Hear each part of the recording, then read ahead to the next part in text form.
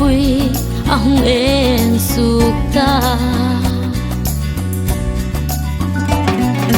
Tling lo hai Tling a mi bungin A fel na chu ka fel na amin bukta Ni eng nu ya trun zai relin A chun ni atla ta ngai no a Zan khom sun ang in na var lem ta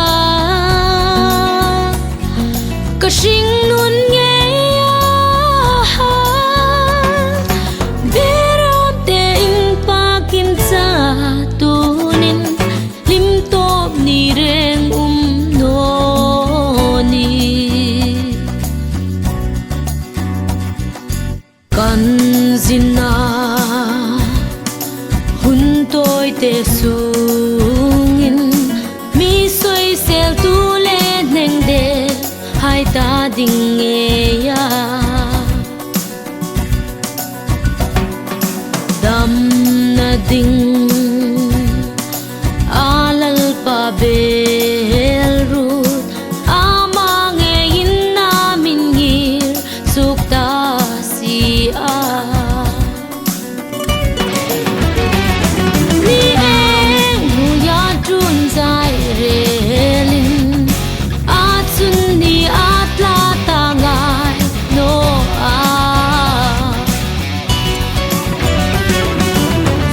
Khom sun ang in na var lem ta Ka shing nun nghe Beram te in pa kim cha tunin Lim top ni reng no ni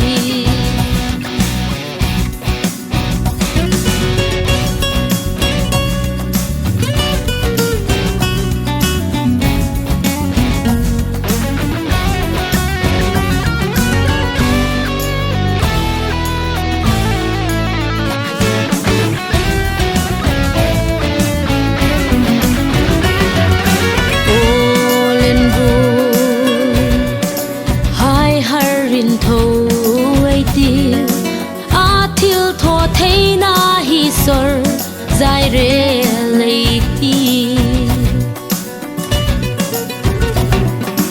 mi mal tin le sung ku tin nin chung chun ei ram le ei nam dam ta